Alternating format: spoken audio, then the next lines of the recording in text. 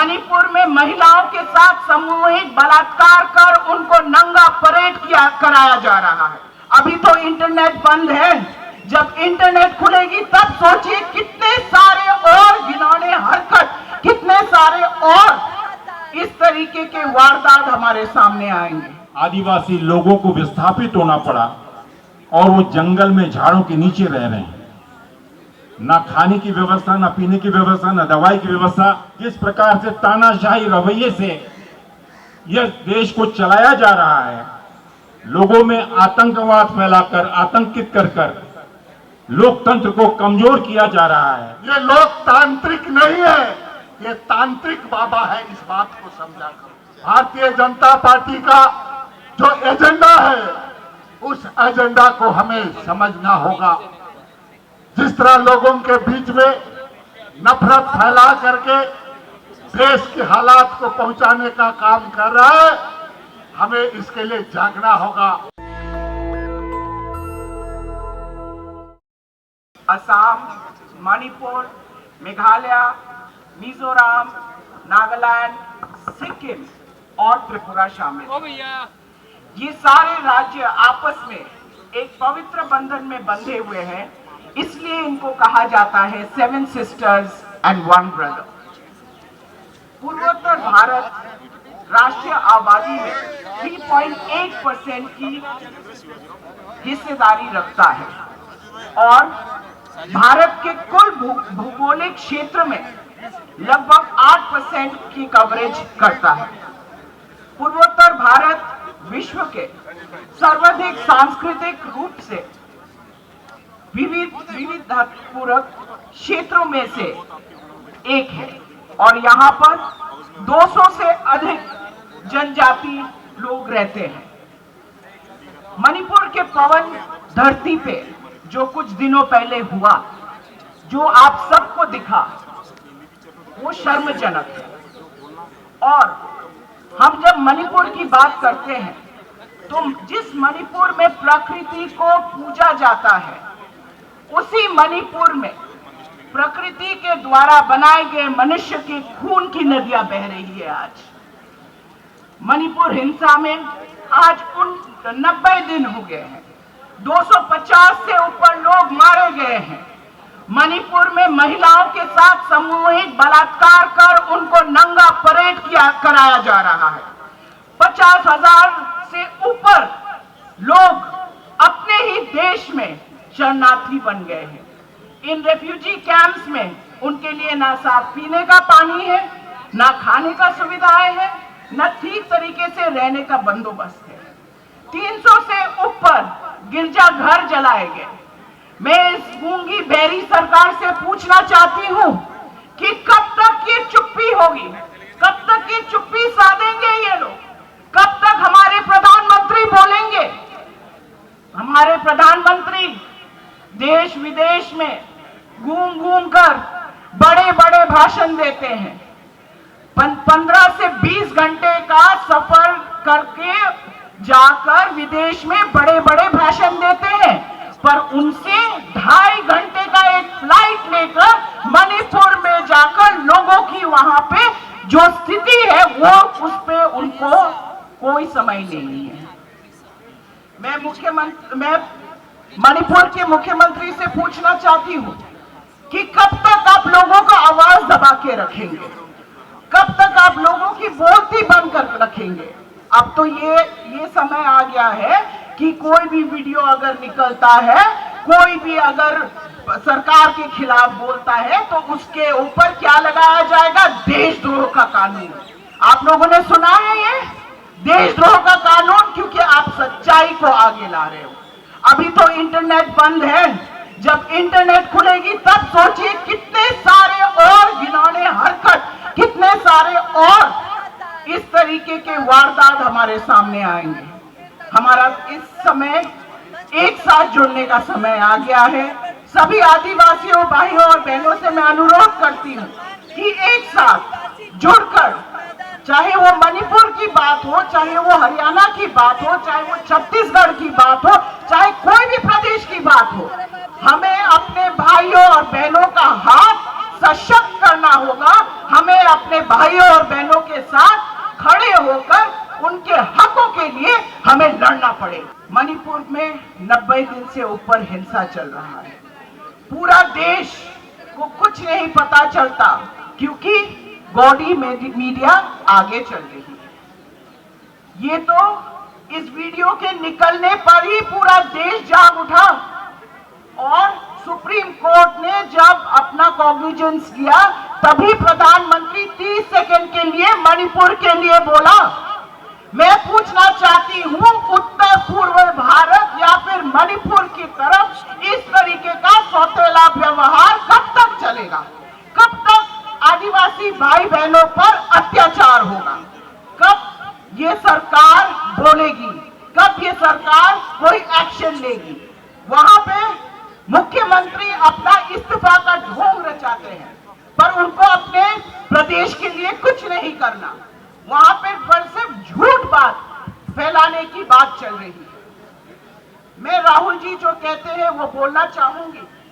राहुल जी बोलते हैं कि भाजपा और उनके साथ जितने भी ताकतें हैं पूरे देश में नफरत की केरोसिन फैला दी है और एक छोटी सी चिंगारी इस देश में आग लगा सकती है।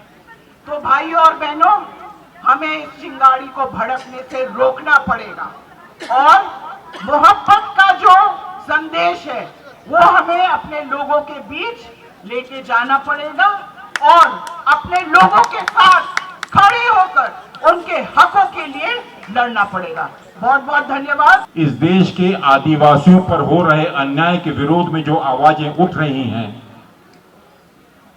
लेकिन उनके कानों में जू भी नहीं रेंग रही। हमारी बहनों को सड़क पर निर्वस्त्र दौड़ाया गया, उनके साथ अभद्र व्यवहार किया गया और एक समुदाय हमारी मातृशक्ति को अपनी ताकत का एहसास कराते हुए, उन पर जोर जबरदस्ती करते हुए उस समुदाय को भयभीत करने का जो प्रयास किया, हम सब उसकी कड़ी शब्दों में निंदा करते हैं, भर्त्सना करते हैं। साथियों, कल महामहिम राष्ट्रपति जी को पार्लियामेंट के 21 सदस्यों ने माननीय मल्लिकार्जुन खड़गे जी के साथ हमारे इंडिया गठबंधन के सभी साथियों ने एक ज्ञापन सौंपा है।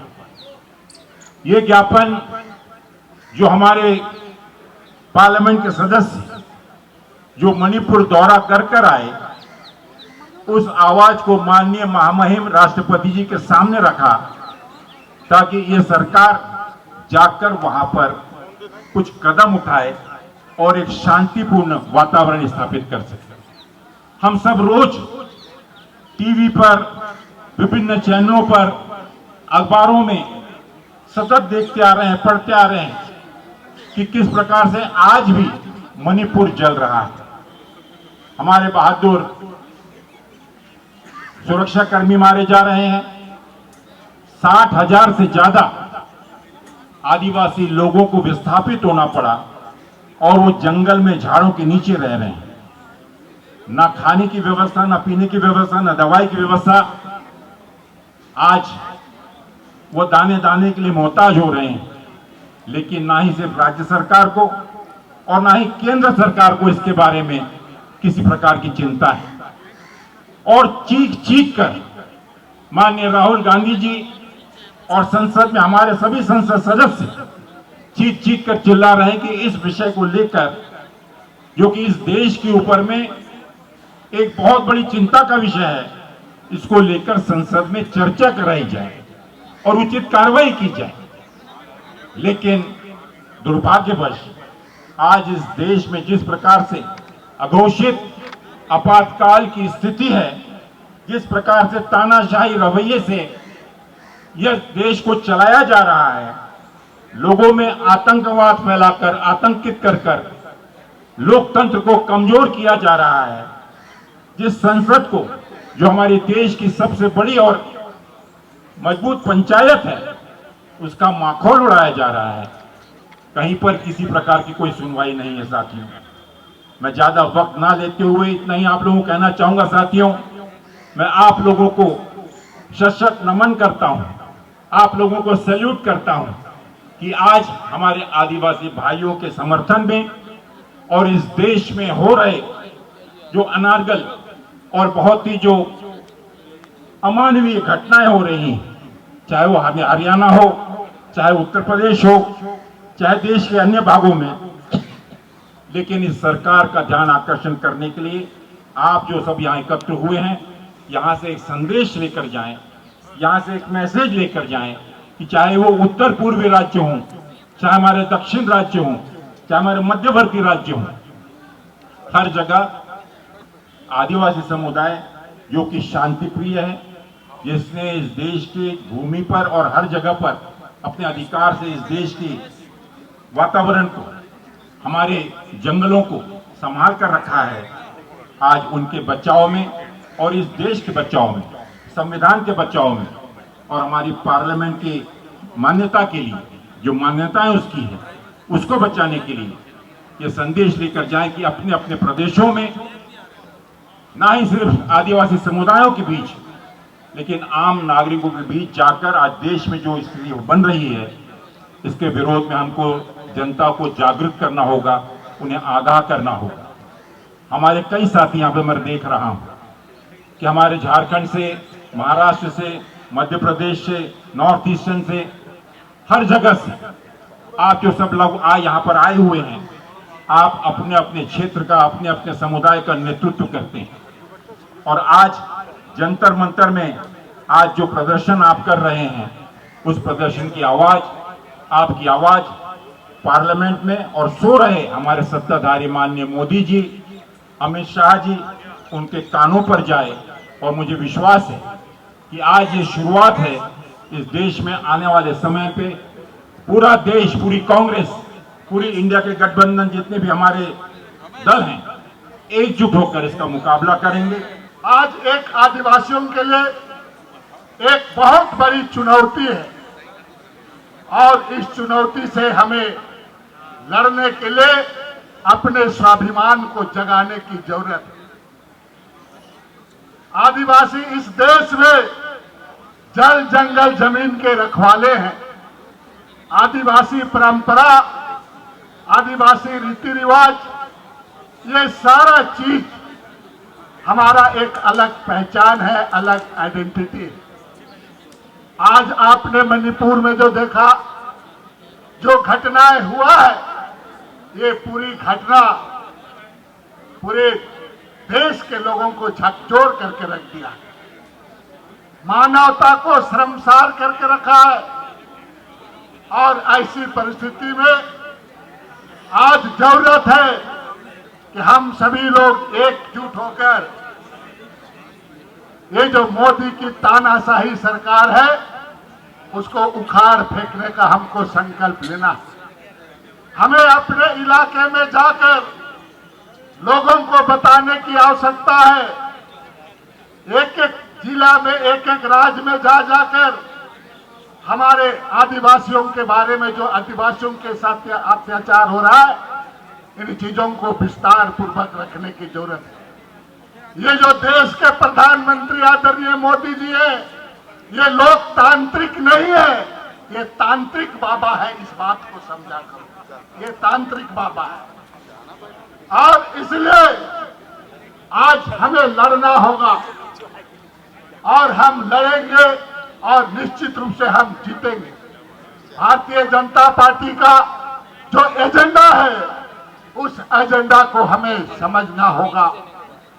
जिस तरह लोगों के बीच में नफरत फैला करके देश के हालात को पहुंचाने का काम कर रहा है, हमें इसके लिए जागना होगा कि आज हमारा जो स्वाभिमान का सवाल है, आज जिस तरह से हमारे साथ में आदिवासियों को न केवल जो आपका भाजपा शासित जहां जहां राज है, वहां पर जिस तरह मध्य प्रदेश की घटना आपने देखा होगा, उसी तरह आप कई एक जगह देश के अन्य राज्यों में घटना हो रहा है। राजस्थान हरियाणा की बात आप देख ले, इन तमाम चीजों से हमें लड़ना होगा। ये फासिस्ट ताकत है, आरएसएस वाले, ये बजरंग दल वाले, शिवसेना वाले, इसको हम लोग किसी भी हालत में इसके साथ इसकी चुनौती को सामना करने के लिए हमें तैयार रहना होगा। और आखिरी में मैं कहना चाहूंगा कि सुन लो मोदी, अगर आदिवासी को परेशान करोगे, आदिवासी को परेशान करोगे, देश में कभी आदिवासी तुमको शांति से रहने नहीं देगा। इस बात को समझ लो, इस बात को समझ लो। जरूरत पड़ेगी, आदिवासी हर कीमत चुकाने को तैयार है, लेकिन अब बर्दाश्त नहीं करेगी। इन्हीं शब्दों के साथ मैं अपनी बात को समाप्त करता हूं। सभी लोगों को बहुत बहुत धन्यवाद एवं जोहार। नेशनल दस्तक की आपसे गुजारिश है कि अगर इसको बचाना चाहते हैं तो नेशनल दस्तक को सब्सक्राइब करने के लिए रेड कलर के सब्सक्राइब बटन को दबाएं, फिर बेल आइकन की घंटी दबाएं। नेशनल दस्तक को बचाने के लिए बहुत जरूरी है कि हर खबर को शेयर करें, लाइक करें, कमेंट जरूर करें।